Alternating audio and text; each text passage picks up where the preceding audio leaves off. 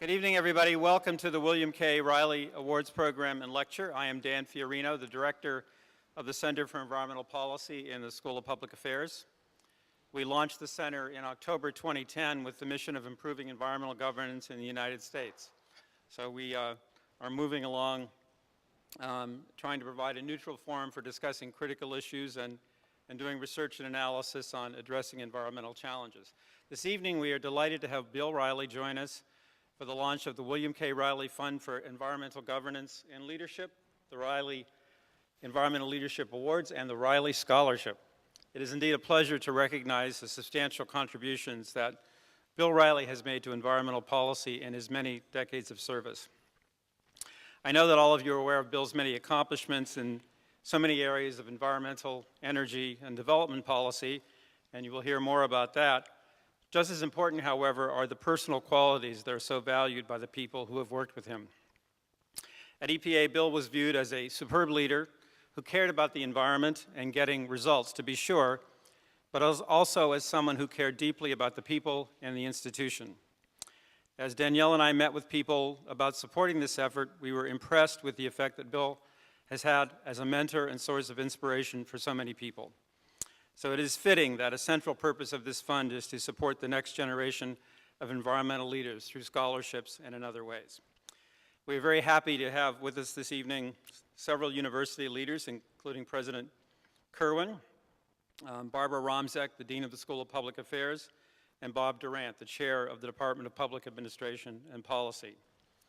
And I do especially want to thank our sponsors who made this event, the fund, the awards, and the scholarship possible. We have recognized all of our sponsors in the program and in other ways, but I just want to mention several of our sponsors. Our presenting sponsors are DuPont Energy Future Holdings and the David and Lucille Packard Foundation. They provided substantial support for this effort. Thanks to our supporting sponsors, Dow Chemical, Intel, and Coca-Cola. And we are grateful to our contributing sponsors, MDB Incorporated, Beverage and Diamond, Waste Management, and Baxter. We also had other organizational and individual sponsors who we listed in the program. I also just want to recognize several members of our program advisory board who are here this evening. Gail Bingham, President Emeritus with Resolve, David Clark, Senior Editor at the Scientific Consulting Group, Tim Fields, Senior Vice President at MDB Incorporated, Stephen Harper, who is the Global Director of Environment and Energy Policy at Intel, Tracy Meehan, a principal with the Cadmus Group, Frank Prisnar, Senior Vice President with Hitachi Consulting, David Rajeski, Director of the Science and Technology Program at the Wilson Center, and Joanne Shatkin, the CEO of CLF Ventures. I also want to welcome to the advisory board two new members who are here, Jessica Fury, a partner with Whitman Associates, and Diane Wood, the President of the National Environmental Education Foundation. So welcome to the board, Jessica and Diane. Thanks to all the board members. Some could not be here, and they are listed in the program. It is now my pleasure to introduce another distinguished leader, Dr. Neil Kerwin, the President of American University. Now, I have not checked this, but I think that Dr. Kerwin may hold a record for having the largest number of affiliations with a university among all college presidents. He first came here as a student, returned after finishing his PhD in political science as a professor, then served as Dean of the School of Public Affairs, Provost, Acting President, Interim President, and since 2007 as the 14th President of American University. To top it off, he is married to an alumna of this university, his wife Ann, and one of his two sons is a graduate. So I think I've covered everything, but I may have missed something. Dr. Kerwin is a longtime student of EPA and environmental policy. He has done significant research on collaborative approaches to decision-making, among other topics, and he's the author of Rulemaking: How Government Agencies Write Law and Make Policy, now in its 4th edition. Dr. Kerwin is a leader not only of this university, but in higher education, where he is a member of the Board of Directors of the American Council on Education and the National Association of Independent Schools and Universities. He is on the Irish 100 list, comprised of the 100 most influential Irish educators at colleges and universities in the US and Canada. So far, they have not invited any Fiorinos, but So I always like to point that one. And please welcome the president of American University, Neil Kerwin.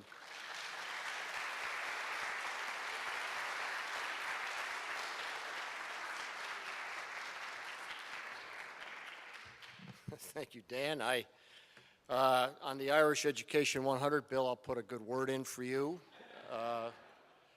Danny, I've got no hope in your case, all right? I mean, it's not likely to happen. Thank you, Dan. It's an honor to be with you here this evening to mark a most important initiative and to thank a visionary and a great leader whose life and career has been devoted to the objectives of our Center for Environmental Policy that's now so ably led by my friend and colleague, Dan Fiorino. We at American University have made it a central tenet of our strategic plan to engage the great issues of our time. No issue is greater or more central to the well-being of future generations than our stewardship of the planet.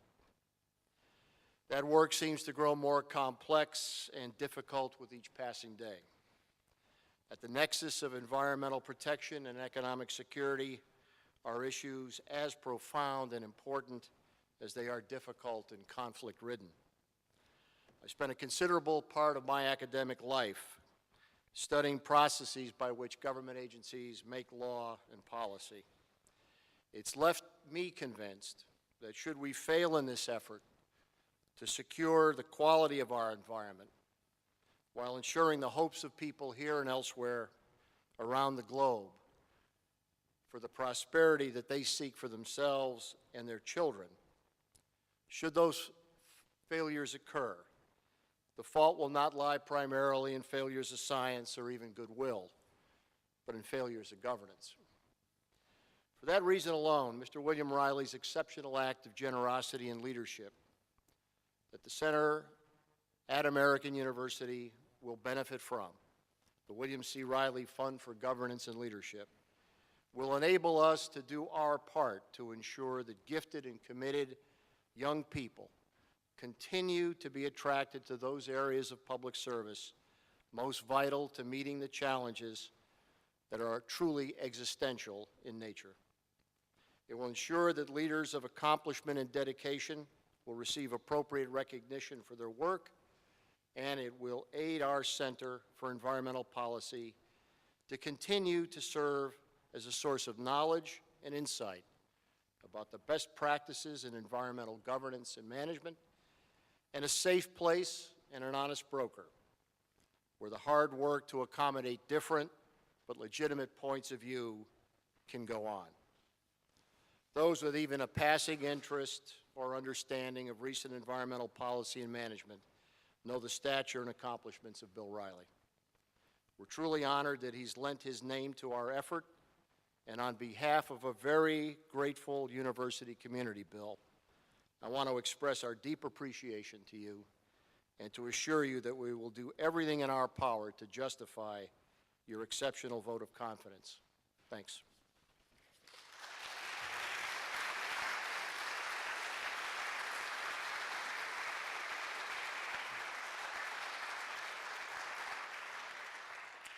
Thank you, President Kerwin.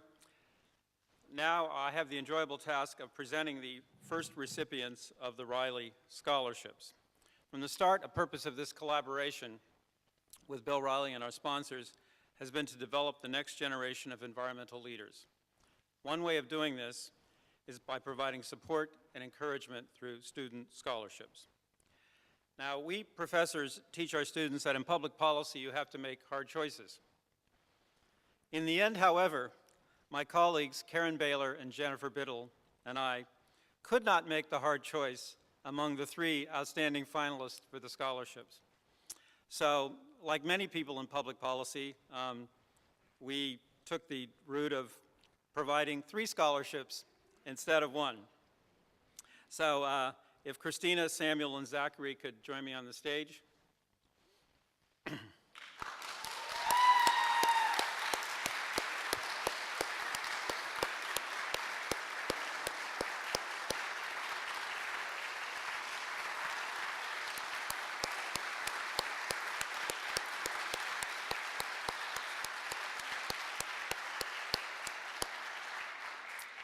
First, Christina Bell is a Master of Public Administration student with a concentration in international management. She came to American from Fordham University with a degree in business and an interest in international development. Christina was selected on the basis of her interest in the intersections of the environmental and social aspects of sustainability. She is currently working as an intern with the DC Department of Housing and Community Development on affordable housing policies. Samuel Kramer is a Master of Public Policy student with a concentration in environmental policy. He comes from Cornell University, where he majored in atmospheric science. Sam has been working as an intern with the Solar Foundation here in Washington. He was selected in particular for his commitment to understanding and promoting the role of renewable energy technologies and practices in the transition to an environmentally sustainable society. Zachary Rybarczyk is a Master of Public Policy student and a graduate of The Ohio State University, where he majored in political science and French studies. His concentration at AU is in environmental policy.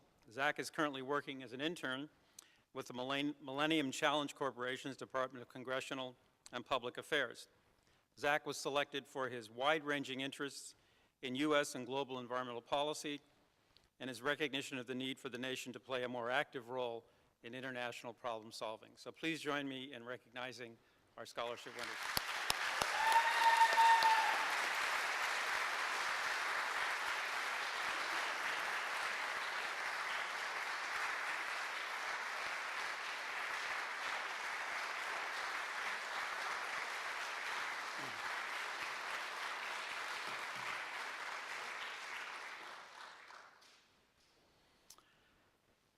Now I want to turn the program over to Joanne Shatkin and Gail Bingham for the presentation of the Environmental Leadership Awards. Joanne and Gail are both on our advisory board. We're part of our committee, along with Stan Abramson of Arent Fox, to decide on our Reilly Environmental Leadership Award winners.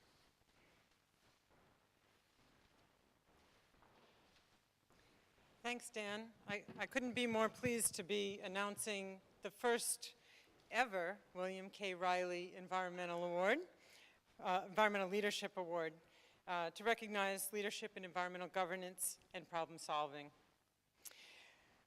It was a wonderful process to look at the candidates who were nominated for this award and have the difficult choice of who really rose to the top. And it was not an easy decision, but very pleased to be announcing here an individual who exemplified the qualities of leadership, innovative thinking, engaging diverse interests, effective problem solving, decisiveness, and of course a sense of humor that marked Bill Reilly's career. So I'm pleased to announce Darren Babb-Brott is the first National Oceans Council leader and director in the White House. And he's the winner in the category of governmental accomplishment. He previously served as Assistant Secretary and Director of the Coastal Zone Management Office in the Executive Office of Energy and Environmental Affairs, and he led the planning team that developed the nation's first ocean management plan in Massachusetts. He also led the state team with the Department of Interior to develop a wind energy development area off the Massachusetts coast and a bilateral agreement with Rhode Island to facilitate wind energy development there. I personally didn't have the pleasure of working with Darren Babb-Brott, but my colleagues at Conservation Law Foundation did, and tell me that he led an exemplary public policy development process, that it had a massive public involvement throughout the Commonwealth.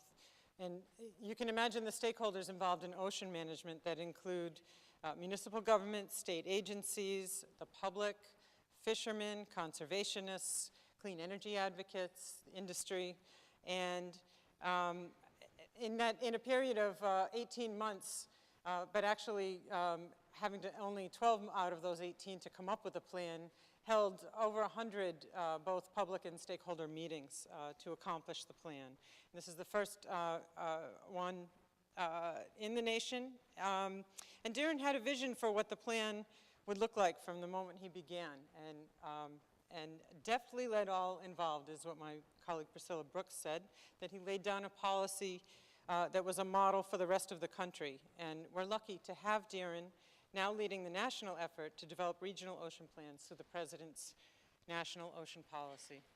Darren?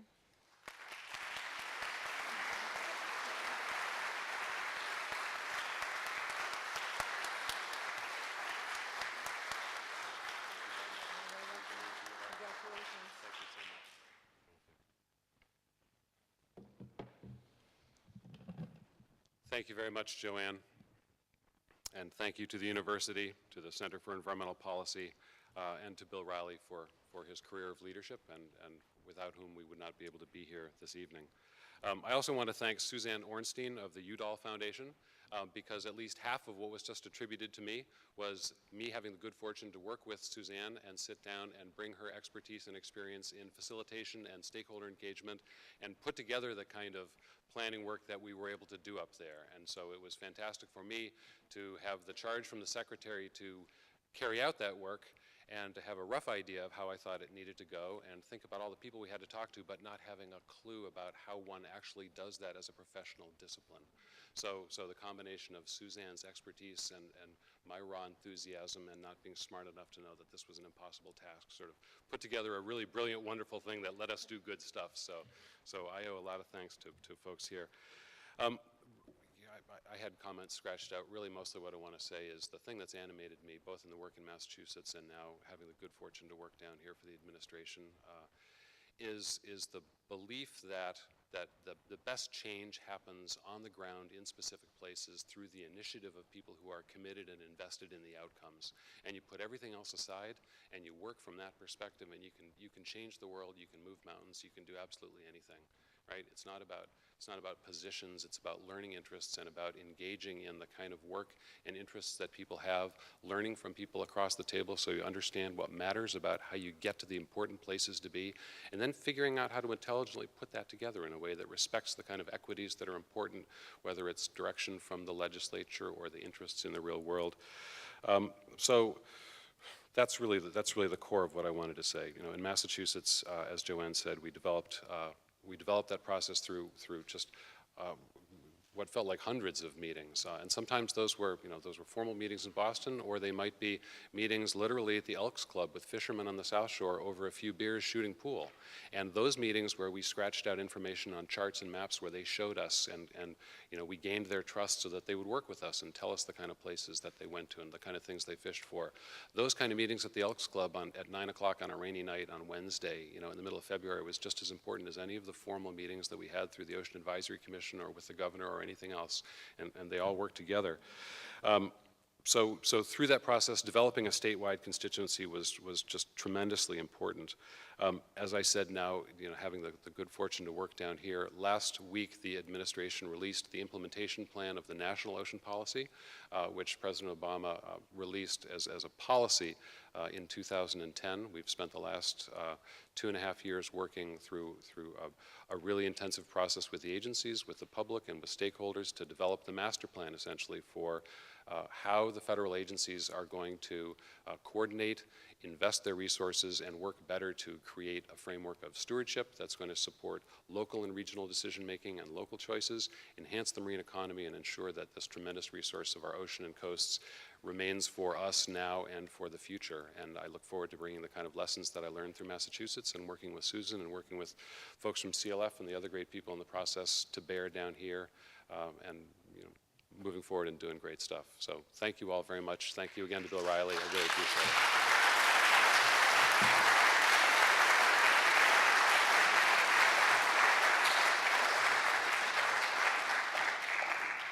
Congratulations, Darren. Nice. So it's my great pleasure and honor to present the William K. Reilly Leadership Award to an individual in the private sector, to Dr. Jeffrey Leonard. Jeff is the president and CEO of the Global Environment Fund, and you can find biographic information on Jeff and on Darren in your program. What I'd like to emphasize are the reasons Jeff was selected for this award. Jeff and I both had the opportunity to work for Bill Reilly at the Conservation Foundation and the World Wildlife Fund early in our careers. Over the years since then, Jeff's accomplishments reflect what we saw in Bill as a role model. Jeff, like Bill, understood and understands the global forces shaping the times we live in and aspires to the highest of goals. But Jeff, like Bill, is much more than a visionary. Unlike many dreamers, Jeff had and has the ability to produce significant results. Jeff, like Bill, takes concrete action and expands on what works. Second, Jeff, like Bill, puts good people around him and listens to them. This is a characteristic of true leadership. Effective leaders in the Bill Reilly mode understand the gifts of others, inspire them, and let them loose to achieve more than any of us can do alone. And ultimately, as a result, Jeff, like Bill, has been a game changer. The Global Environment Fund was founded in 1990, nearly 25 years ago, and currently has approximately $1 billion in aggregate capital under management. GEF is, to the best of my knowledge, the first ever private equity investment firm focused exclusively on investing in the growth of companies whose business model drives environmental technology innovation and progress toward sustainability. There were other important private equity firms in those early years investing in traditional environmental services businesses for pollution control and other similar technologies. This is important work. However, GEF did something truly new, providing investment funds for more fundamental change in the economy, in pollution prevention technology and in efficiency that helps business achieve greater sustainability. In addition, Jeff's personal life reflects a level of service and work across sectors that also makes him an ideal Leadership Award winner tonight. Among many other things, Jeff has served on advisory boards for the state of Maryland and the U.S. Department of Energy.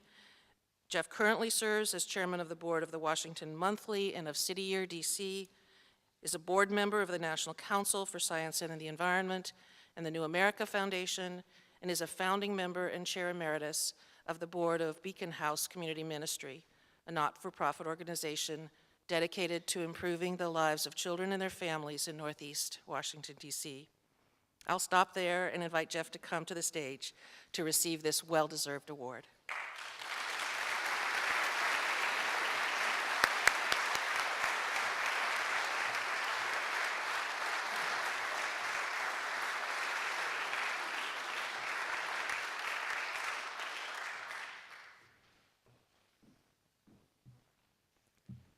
Gail, I'm especially honored that one of my colleagues from the 1970s, we started as young professionals at Conservation Foundation so many years ago, and I'm especially honored that you were presenting this award. Thank you very much.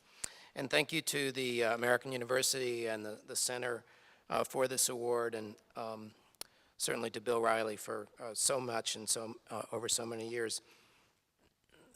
Thinking about the spirit of bipartisanship, and Bill is a role model, shall we say, wrong political party for me, but the interesting thing,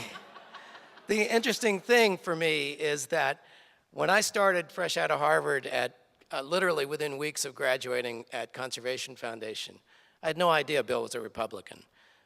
In fact, I had to deliver something out to his house in Leesburg, Virginia, that summer of 1976, a package of things that he needed for the weekend that we'd been working on.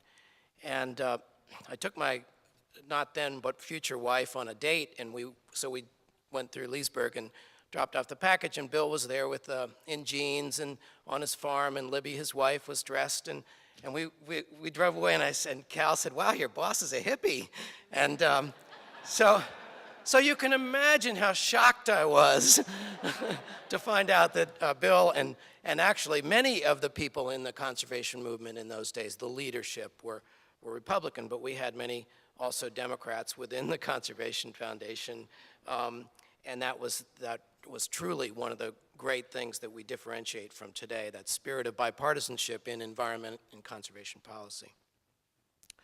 So when I did start at CF, I was lucky and fortunate over a few years to work on some very interesting projects. A project looking at land use planning and development in Europe and comparing it to the United States, how they protected farmland and organized urban development.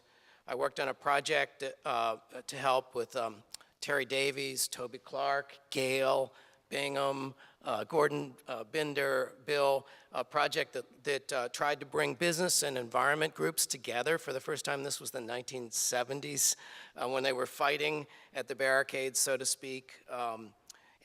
Where there were many dinners and all kinds of things, but the core of it was to learn how to implement environmental regulations, this stream of 8 great pieces of environmental legislation that we had passed in the early 1970s, and they didn't have a clue how to implement it. And Terry Davies, who's here this evening, particularly remember the eloquence with which Terry formulated the notion that we had this TSCA, Toxic Substances Prevention Act, and nobody even knew what the ingredients that DuPont and others were using in their products, much less how to regulate them under TSCA. And then I worked on another project looking at industrial location and whether environmental regulations were fundamentally affecting business and the way they located and did things. The amazing thing, all of these things were so far ahead. Today we call it smart growth. When you think about land use planning, all these concepts were 20 and 25 or 30 years ahead of their time, and this was this great bipartisan group. Later, I had a chance to work on a project with WWF and CF that brought officials from Brazil and other countries to the United States to learn about regulations, to compare ideas, look at the science. I was in Brazil last week, and I went to dinner with 2 of the people we had brought here some 25 years ago to the United States, and they still remember that. They were talking about cross-media pollutants and all the things that they continue to apply in Brazil that they learned here in the United States. So that was the leadership that so many really thoughtful people that Bill coalesced around him in those days were addressing and so on. And then when Bill, of course, left Conservation Foundation and World Wildlife Fund to become EPA administrator, it was a good time for me to think about what I had learned in the public policy sector and in all these areas, and really I began to think that we could apply a business case here too. So we've really been investing around the world as Global Environment Fund since 1990 in the things that I learned, the lessons I learned under Bill Reilly at Conservation Foundation. Pollution prevention pays, environmental efficiency is an investable proposition, and if you can identify and find great business models and great business people who understand how to adopt and transfer just practical technologies to solve basic problems for industry and the public in the areas of energy, environment, management of resources. That's really what we've invested in, and so I learned it all starting in 1976 at Conservation Foundation. Thank you.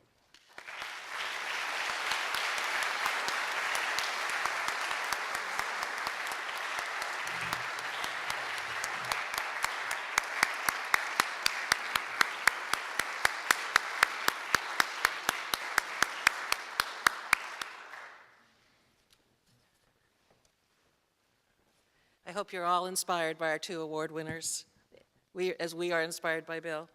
So it's my pleasure now to introduce Linda Fisher. Linda served with Bill Reilly at EPA in the Office of the Administrator as Assistant Administrator for Policy and as Assistant Administrator for Pesticides and Toxic Substances. She returned to EPA as Deputy Administrator under Christine Todd Whitman. Linda is Vice President for Safety, Health, and Environment for DuPont and is DuPont's Chief Sustainability Officer. And I think many of us here know Linda as a leading voice for constructive, effective environmental policy and as an advocate for the strong role in environmental sustainability for the business community. So Linda.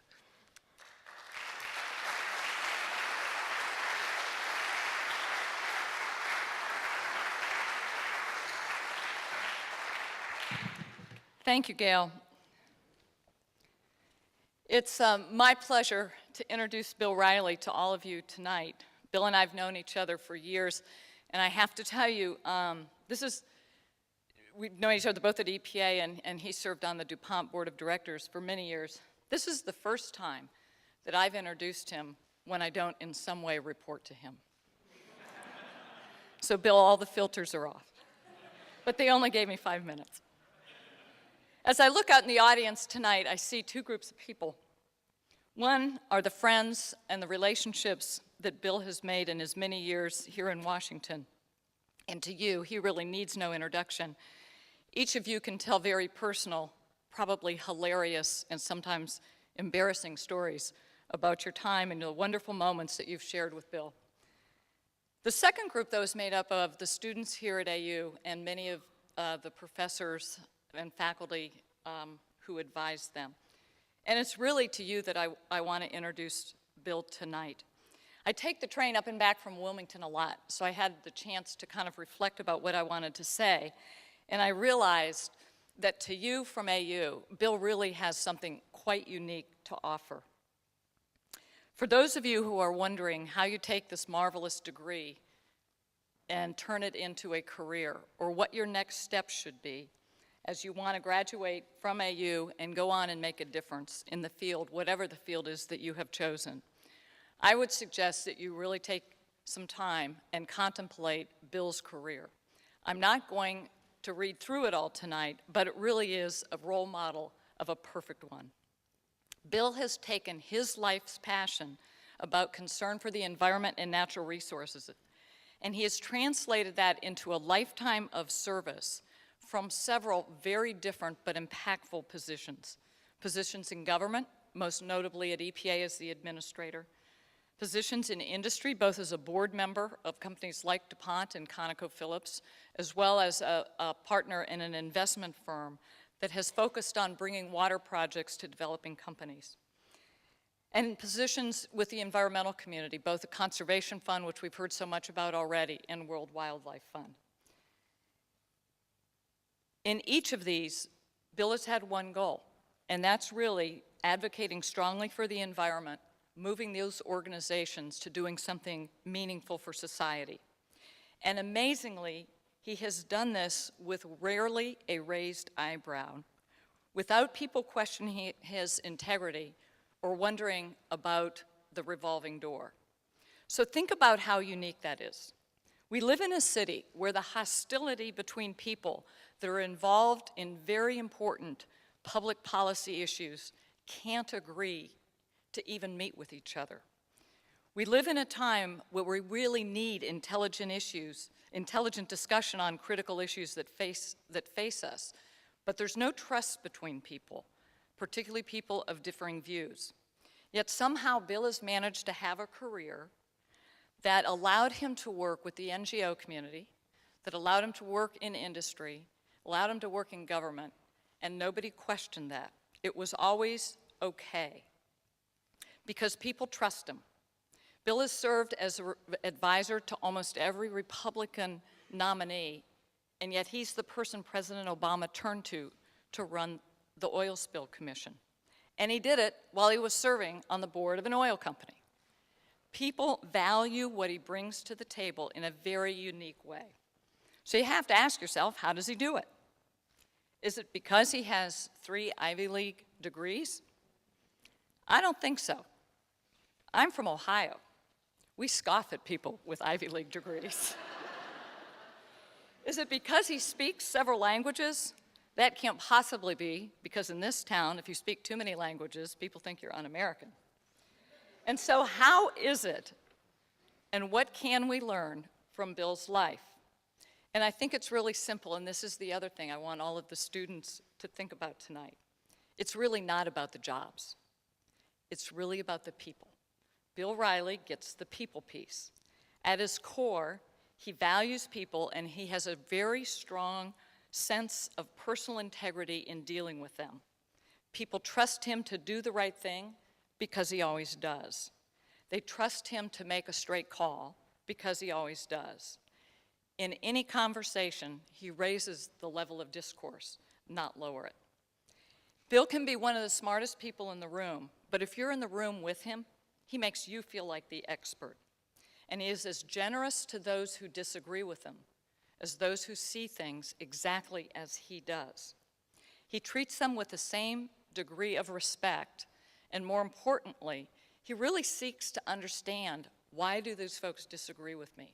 and he does it in a non-judgmental way. So he can really get a very constructive and good conversation going and help build consensus. For those of us who had the chance to work with him at EPA, he challenged us to take risk, to try innovative processes, and to reach much farther than we thought we could. But he did it in a way that we didn't really know we were being pushed. On more than one occasion, I remember him looking at me and saying, "Why not? Let's take a shot. Let's try something and see what happens." It was always followed by a little bit of a nervous laugh. But he wasn't afraid of failure. He was really more afraid of not trying something that might make a difference. He has always been open and honest in how he approaches people and issues, and he expects other people to treat him that way as well. But he brings to every issue a sense of humor, which is so important in the very contentious issues you have to deal with when you're involved in the environment. And that ability to break the tension frequently can bring people together. Bill is a man of no hidden agendas, only the very transparent agenda of making a difference for the environment in every job that he's had, and bringing to that job a real sense of fun. To be a successful player and smoothly navigate between government and industry and the NGO community and back again, you really have to get the people piece right, and Bill does. Bill is a man of serious purpose, but he is also a man who doesn't take himself too seriously. How could he? This is a guy that dressed up like Elvis and sang Viva Las Vegas at his 60th birthday party. And you can't take yourself too seriously. Listen up, people from EPA, you're about to learn something new. If on your resume, write down from where you list the 3 Ivy League schools, a little past where you mention the presidents that you've had the opportunity to work with, you list that you have achieved the 2 million-mile frequent flyer status on United Airlines, the gold executive status on British Airways, and the gold status on American Airlines. Bill, what is the carbon tonnage for all of those airplanes? During Bill's career, he had the opportunity to rub elbows with Prince Philip, to talk gardens with Prince Charles, and to take phone calls from Robert Redford. I personally remember having to leave his office while he fielded that call. He did cross swords with several congressmen, including Chairman Dingell, with former OMB Director Dick Darman, who talked about Bill making the world safe for green vegetables, and White House Chief of Staff John Sununu. But perhaps most importantly, he danced the night away with Bianca Jagger at the Rio Earth Summit in 1992. All this in the name of protecting the environment. Ladies and gentlemen of American University, your career can't possibly be better than that. So please join me tonight in welcoming to the stage Bill Elvis Presley Reilly.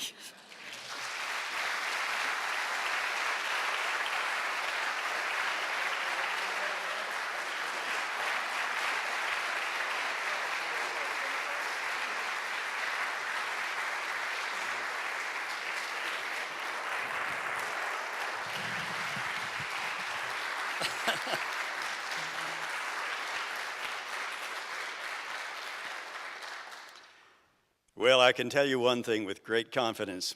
It doesn't get any better. Thank you, Linda. That was some of it even true. I'll call Bianca as soon as the program's over. I look at this crowd and I see, as you described so well, people from different parts of our lives. And what I see in their eyes is a lot of them, actually. Let's get this over and get to the party. I want to thank American University very much for this recognition. I can't say I did anything for this, Dan. You did all the work and raised all the money, so much of it from some of my friends and colleagues and associates over the years. And I trust that your names are now on Dan's Rolodex, and he'll be back talking to you again. And I hope you'll be generous when he is. I had a really splendid afternoon listening to and talking with students, including our 3 winners. And I congratulate you among these students. I hope that you don't carry my name as a burden on which you later have to apologize. I'll try to keep it clean for here on out for your sake.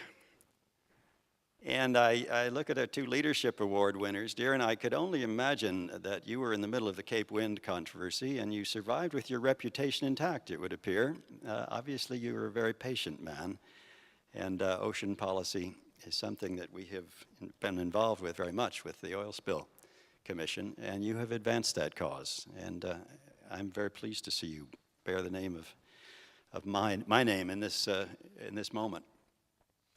Jeff, you and I, as you described, go back a long way, did a lot of things together, had somewhat parallel experiences in environmental finance. When I got out of government, I remember going to talk to Jeff and doing something very similar to what you had in fact done yourself very successfully. I think more successfully than and longer than I did. I said I would talk about leadership in a polarized era. And actually, I was going to change what I was going to talk about. I was going to talk about turning points and make it a more personal story, but Gordon reminded me of what we had promised here, Gordon Binder. And so I'm going to stay with that subject. And incidentally, before I forget, Terry Davies, who wrote the Toxic Substances Control Act, and Linda, who administered it, one question I got this afternoon was what should be done about it? And I told them to talk to you guys.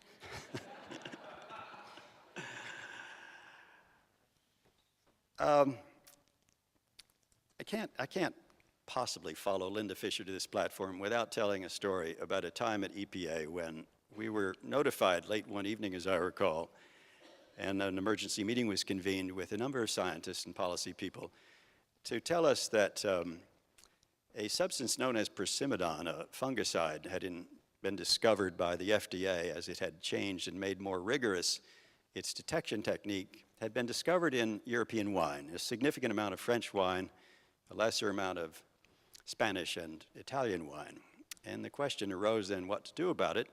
This did not have a tolerance, did not have a permit under our law. And so after thinking about it a certain amount, I ordered $500 million worth of wine impounded on the beaches and in the ports of Europe, pending our deliberations on what to do about this non-tolerant substance. And I then recall notifying the White House and the Agriculture Department and the trade representative, and for too long, learning that the French were very upset and they were threatening our exports. And I remember calling the U.S. ambassador to France and saying, you need to get your friends in the chateaus in line. We're going to try to address this problem as responsibly as we can. But, and then I think I sent Linda to go off and explain to the Italian and Spanish and French governments how very thoughtfully we had arrived at our conclusions. And then I received some visits from 2 ambassadors. The French ambassador came, and he said, well, you say you are drinking our wine, which I had admitted I was doing, said specifically, and it was quoted in the Wall Street Journal. Well, what is the problem? And I said, well, the problem is that under our laws, you have to have a tolerance for this substance, and you don't. He said, well, don't test so much. And then he said, suppose we do the testing.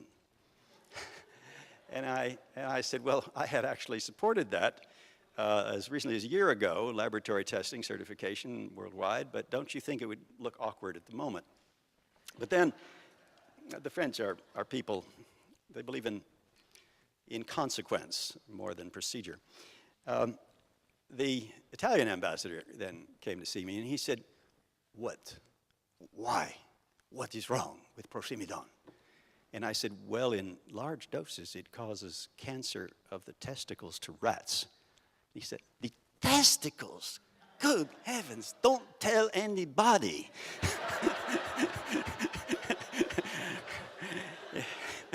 It wasn't the cancer. And you wonder why I like being an internationalist. Well, Another time, more to the point, President Bush sent me to meet with Chancellor Kohl after the G7 meetings in 1989, which were the first that any head of government had taken an environment minister to. And Kohl had asked him, how do I follow up on the meetings here on the environment? And he said, see Reilly. So I went to see him, and I'll never forget the close of the meeting. And he closed in such an eloquent and memorable way that it so often seems to, I think, many of us, that why is it others get it and many of our own leaders do not? But he said, on your country and mine rest whatever hopes this planet has to address this very important problem of climate change. And on your shoulders, Mr. Reilly, rests the responsibility to bring your president to understand the significance of this issue. Well, it's a more difficult time now to address that issue than it was then.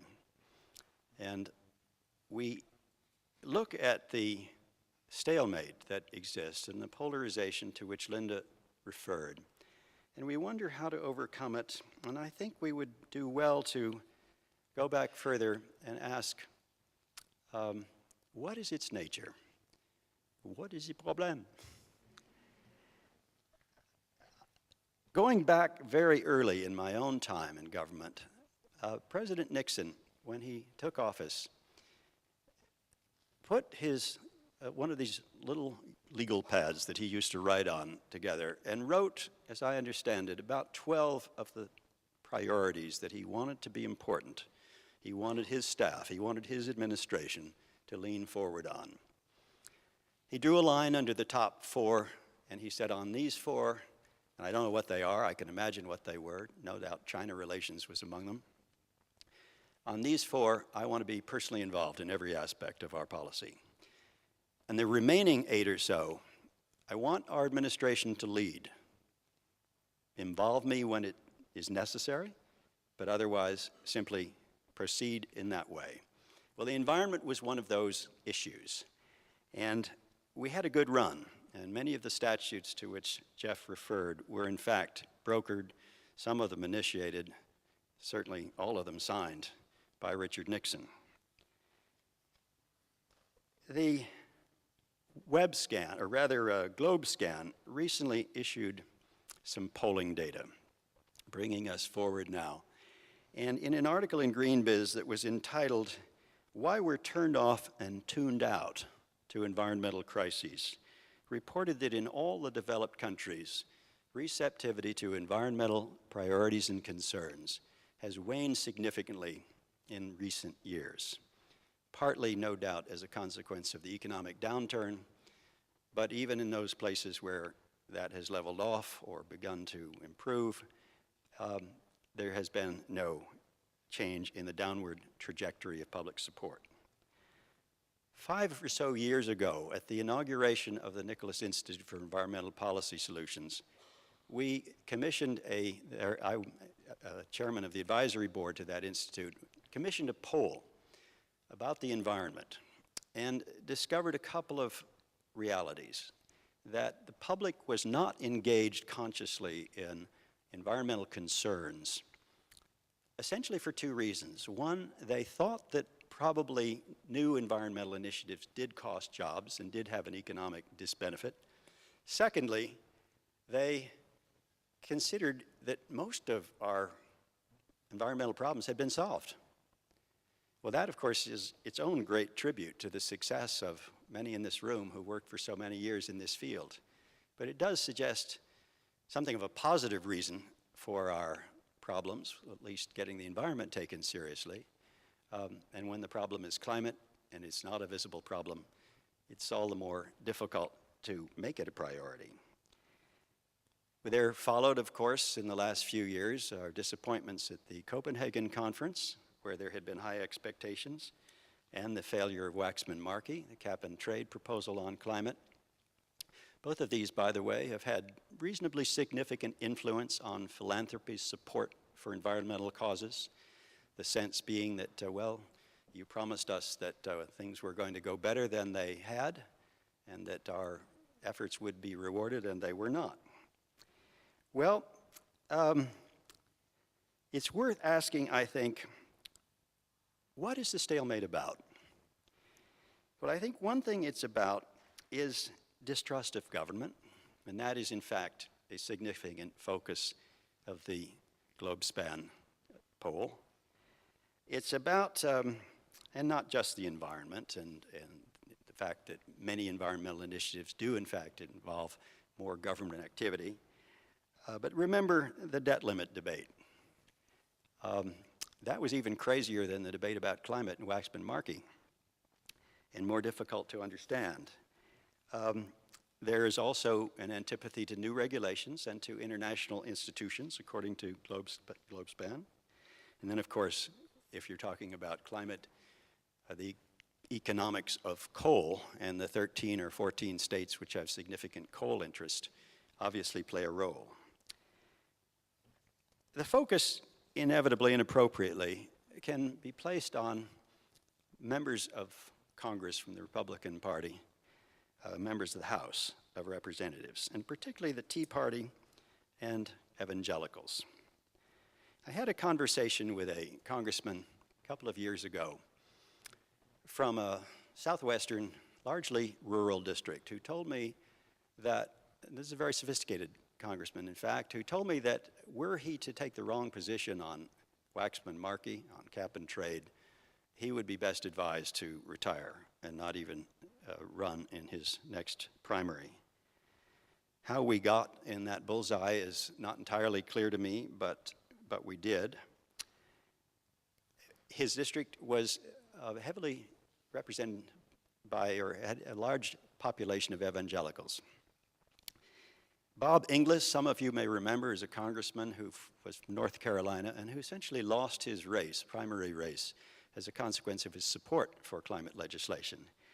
He is an evangelical, and he explained that the evangelical concern is not to arrogate to humankind the powers over the planet, its weather, its environment, its temperature, that belong to God. He has campaigned around the country to try to cause an understanding of more like one of an adjacent property owner who does damage to his neighbor, and the wrongness of that. Richard Cizik once cautioned me, who's the head of the evangelical political arm, for referring to science as the template on which we should base our policies. And he said, that's not the language to use. He said, that conflates with all of these Darwinians and others, stem cell proponents and the like.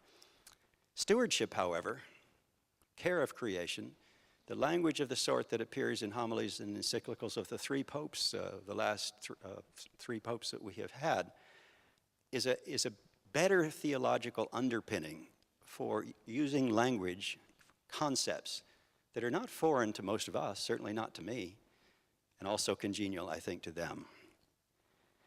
What I'm suggesting, in essence, is the importance of language, and particularly of listening and understanding the other side.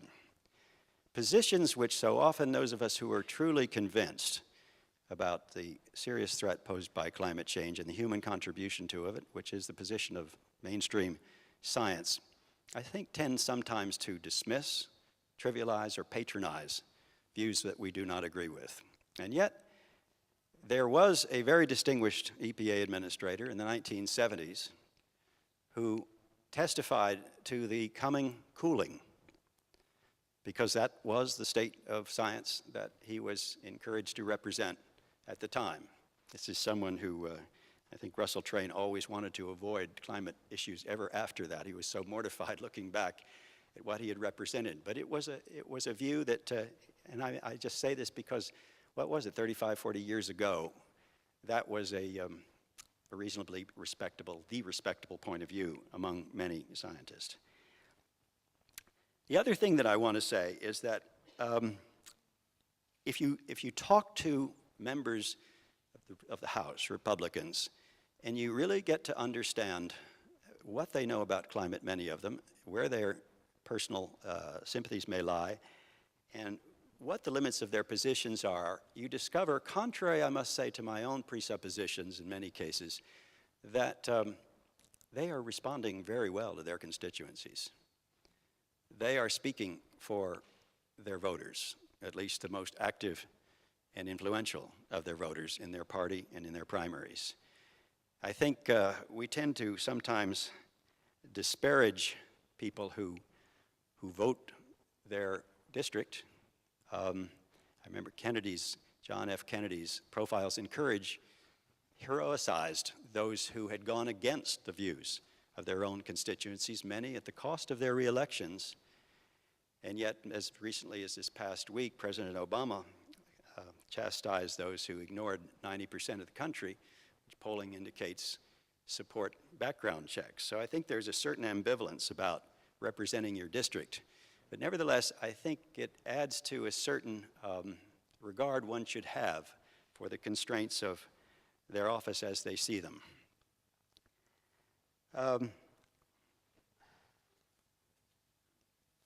Ideology obviously plays a part, and in many cases it's an ideology that is not congenial to so many of us. And yet, when constituents don't raise climate as congressmen go back to their districts, one has to understand, and they don't even raise the environment according to most of them I talk to at Easter recess or President's Day weekend. We have obviously a tough challenge, those of us who would like to see a change in direction. You know, Mrs. Thatcher, of course, was just in the news recently, and I was struck by how she believed in climate change. She held a cabinet meeting early in her term to focus on ozone depletion and on climate. I had occasions to talk with her a couple of times. Very early in my term, I headed a delegation to her conference on ozone in London. I asked her why she thought it was that there was such an antipathy to regulation for conservation as for some of these other questions in the United States, and there appeared to be so little in her country. And what she said was, we are a small, very populous, densely settled country. We have had to learn to get along with each other in a way that requires significantly more collective action. And of course, during her term, she significantly strengthened the central government. She also had a sense of humor. I remember once she was leaving a party or about to go into dinner at a party at the British ambassador's house here, and she turned to my wife and she said, "Do you find that ever since we banned CFCs, it's impossible to find hair lacquer that works?" and I thought, you know, that is witty on several levels. Not the least of which is I don't think my wife knows what hair lacquer is. Well, anyway, I started by saying some good things about the early years in the Nixon administration and the environment and so forth. We shouldn't, I think, idealize that era. I can recall working at the President's Council on Environmental Quality and getting a call one day from someone in the White House who instructed me to write a speech for the President to deliver at the Detroit Economic Club, debunking the environment. And I was asked not to tell my boss. Well, 10 minutes later, I asked my boss about this and said, of course I'm not going to do it. And I remember my boss was Tim Atkinson. Some of you will remember him well. He looked at me with the benefit of a lot more wisdom and years than I have and said, "Bill, do you think it's an accident that they asked you to write this speech? Someone at the White House is looking out for us. Of course you'll write the speech." Ah, Washington insight. It's wonderful. And later I learned that my president, I only learned this a few years ago from Russell Train, when he had the president's environmental message presented to him, he was reading through it and he got to the point about the National Land Use Policy Act, which I had written, which later became incorporated in the Coastal Zone Management Act, Darren. And he looked up at Russell Train and he said, "Who's the SOB who wrote this?" And the way I learned about this was I was on a platform with Russ Train at the Nicholas Institute, Tim, and Mr. Train looked over and he said, the SOB he was talking about is right over there. Well, Anyway, lest I have given the impression that our situation is bleak, let me present a brighter picture, which I think is quite fair. Hi, hon.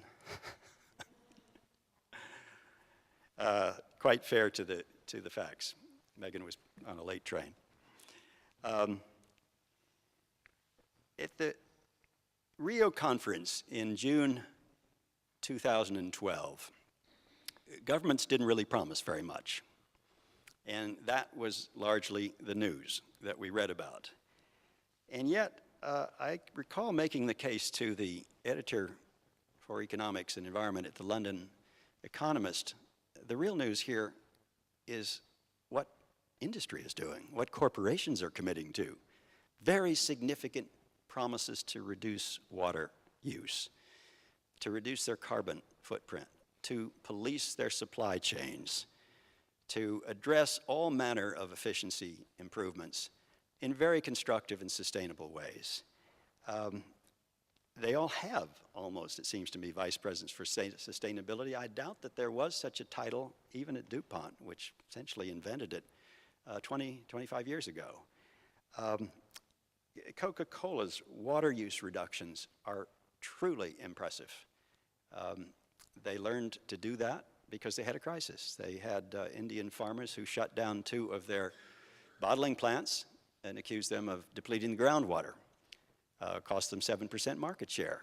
They got very serious about the primary ingredient of their product, which is water, and now are engaged in watershed protection and conservation initiatives that one would not have thought possible 10 years ago. Other companies are doing similar things. Kimberly-Clark committed not to use product from deforested areas going forward, and gradually to reduce the amount up until a certain date. I forget, this is worth something like, I don't know, 2 billion rolls of toilet paper a year. Well, that's, you know, there's nothing wrong with that. Well, Walmart policing its supply chain, which is, of course, imperial, a huge amount. And in many of these initiatives, in these investments, NGOs were intimately involved. Nicholas Institute has had a program with the Environmental Defense Fund in which they are training and informing fisheries councils, which determine fish catches and determine who's endangered and who isn't, and what we, among the fish population, and what we should do about it, in ways that are wholly constructive and valued, I think, by everyone. These kinds of initiatives, I think, deserve a great deal of support. Environmental Defense Fund recently formed a new group to investigate the methane releases from fracking, from exploration, and then development of natural gas. And finally, with 11 other companies, created a new institute lodged in Pittsburgh, near the Marcellus Shale play, where most of the difficulties have been discovered. And one suspects that the standards, that the rules that are being developed and are already being prescribed to be followed by those 11 companies will spread across the country and do tremendous good in the development of that resource. World Wildlife Fund has a particularly sophisticated program, an analysis that began by going into commodities production and trade, and determined that 300 to 500 companies control 70% of trade in 13 key commodities: beef, cocoa, coffee, palm oil, so forth, so on, whitefish. They then identified 100 that are responsible for 50% of global production, and have worked with them and with the Consumers Goods Forum to get commitments to certification, to water use, to carbon footprint reduction. A marvelously inclusive and promising initiative with players involved who have the resources to actually do what they say they're going to do. The Nature Conservancy is now focusing on cities as they begin to prepare to adapt to climate, and some of the smartest cities are already doing that, most notably Chicago. Climate Works and the Energy Foundation are dealing with China about the urban development standards that should characterize new construction something like 80% of all of the buildings in China will have been built between 2000 and 2025, when we get to 2025. And the way that they are built, the degree to which they plan in efficiencies, make them conducive to pedestrian use, to bicycle use, to public transportation, matter hugely, not just to the Chinese, but to the world. And they matter to India as well, which has a significantly large rate of growth anticipated in new buildings. Well, these kinds of initiatives, I think, are really the kinds of things that we need. And a few years ago, I was asked to help China develop a new EPA. And I was asked the question, after I had gone through a careful statement that Terry Davies largely prepared about the way our Clean Air Act worked with delegation and state implementation plans and the rest. I was asked the question by the people who are actually going to write the laws. They were in the room with me. They said, how did you get the states to pay any attention to what you did and said when you were at EPA? They pay no attention at all to us in Beijing. And I said, well, we could cut off highway funds. He said, what else? We had the courts. No. We had a very vigorous and focused press. What else you got? We had non-governmental organizations that were very active and energetic.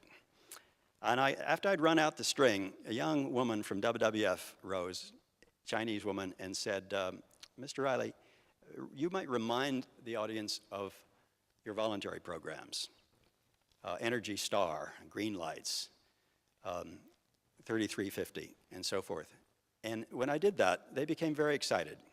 And the Chinese did, in fact, go to a voluntary program first with 1,000 biggest companies, now to 10,000, which are having a significant impact. And I'm not sure how they get the kind of agreement. They did ask me, what did you give those companies that responded to you when you announced when they were successful in accommodating your objectives under your voluntary program? And I said, well, we gave them a flag to fly over their plant and a very nice letter from me.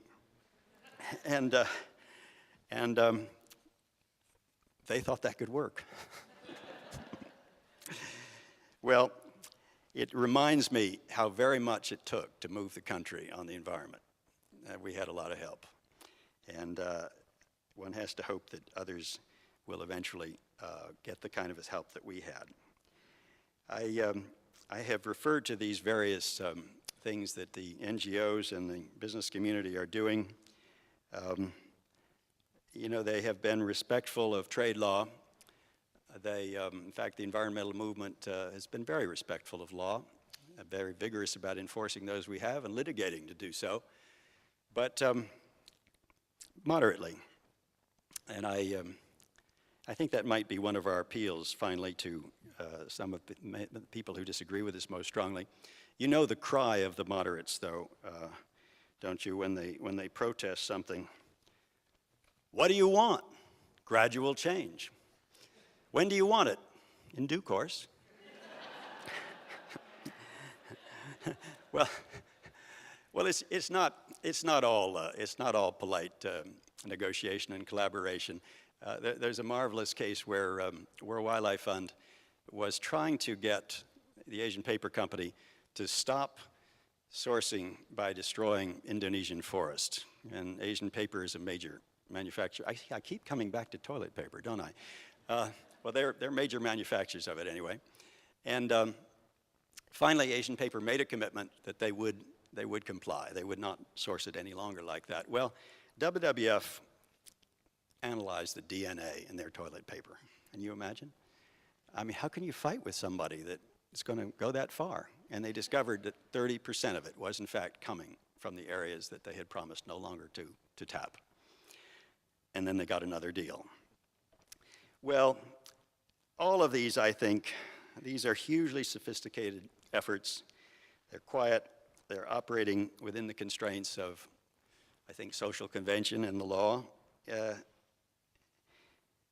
So this is a reminder that significant interests in the society are doing what they always do, which is to try to chart a prudent course through a passionate time.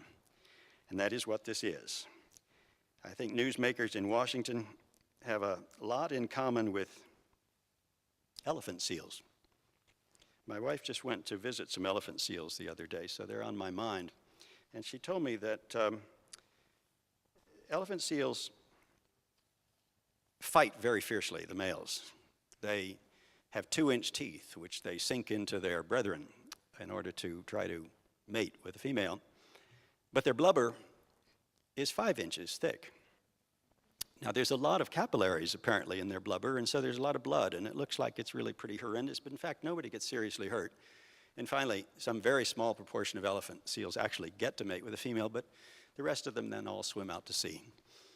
And a lot of the newsmakers in Washington remind me of elephant seals. Now, in California, we have real elephant seals. You don't here, but we love them, we understand them, we know they fight. We feel sorry for the fact that so many of the males never mate. But if mainstream science is even directionally correct, the hurricanes and floods, the droughts, and in Joyce's phrase, the ineluctable modality of the visible, will compel a more unified understanding of the planetary threat that we confront. And life, Lord willing, will go on, and so will the elephant seals.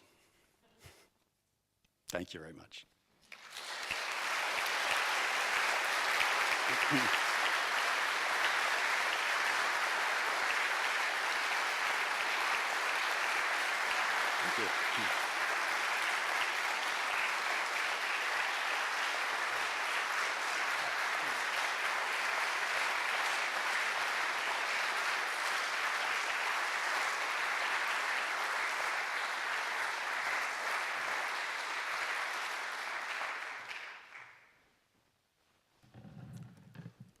Well, those are some tough acts to follow. I have never seen Bill Reilly's Elvis impression, but now that I've heard his French and Italian accents, I am impressed. Thank you, everybody, for the contributions to the program. Before some concluding remarks, I want to thank several people. The vital link between all of us at American University and Bill Reilly in planning this project has been Gordon Binder. Anyone who has worked with Gordon knows that he is a model of organization, graciousness, and very good networking. Gordon is currently a senior fellow at the World Wildlife Fund. He has made many contributions to environmental and energy policy in a variety of settings, including EPA. It has been a pleasure to work with him, and I hope to continue working with him, but I would think we should recognize Gordon as well.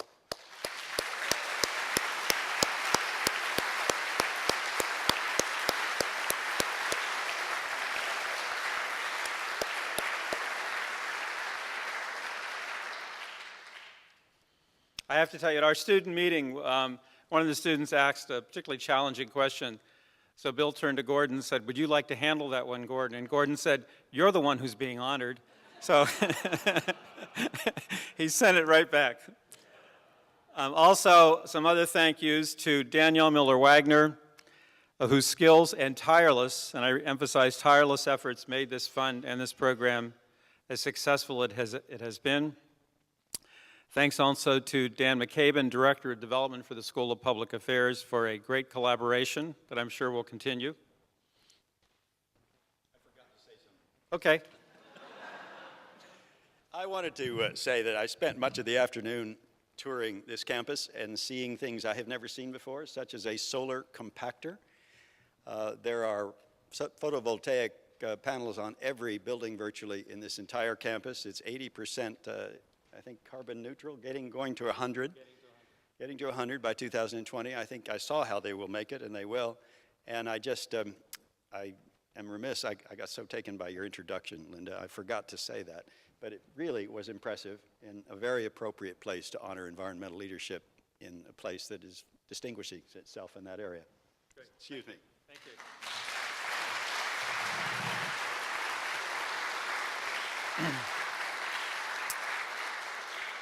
Carrie Moore, a graduate assistant for the center, helped with invitations and many other aspects of this event. And special thanks to Alexis Pazmiño, the events planner for the School of Public Affairs, who managed so many aspects of this program with great patience and impressive organizational skills. So thank you, Alexis, and everybody else. Thanks to Linda Fisher, Joanne Shatkin, and Gail Bingham for their roles in this program.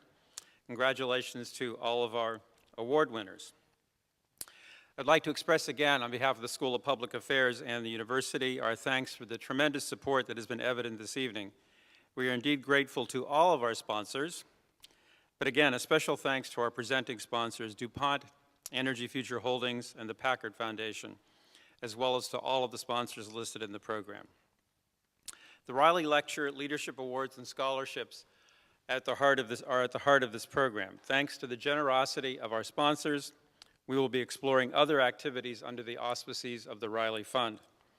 These include, for example, symposia on key environmental and energy issues, an international research consortium on environmental governance for sustainability, a forum for graduate student research on environmental and energy policy, and internship and development opportunities for students. So we'll be exploring these various possibilities with our program advisory board and with the leadership of our school. And of course, our thanks to Bill Reilly, who gave us, I think, a hopeful look at some very challenging issues this evening. But thanks to Bill for this tremendous contribution to our center, the school, and the university, and especially to our students. This does mean a great deal to us.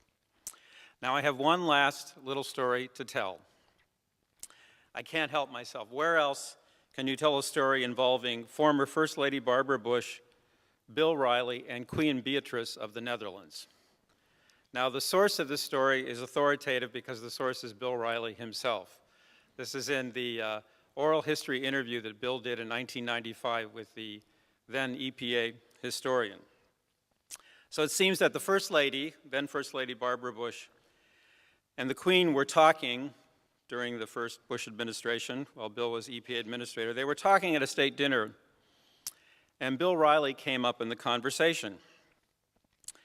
Queen Beatrice asked Mrs. Bush where they had found Bill Reilly. Mrs. Bush said to the Queen, quote, "For EPA, George," President H.W. Bush, "George said, I want the best, nothing else. No politics, no partisanship, just the best we can find." Everybody said, well, if that's what you want, Bill Reilly's the person you want to get. And I might add, Bill Reilly is still the person you want to get, as he has proven to all of us tonight. So thank you very much, Bill, everyone else. Thanks to all of you for joining us, and we hope to see you at future programs. Good night.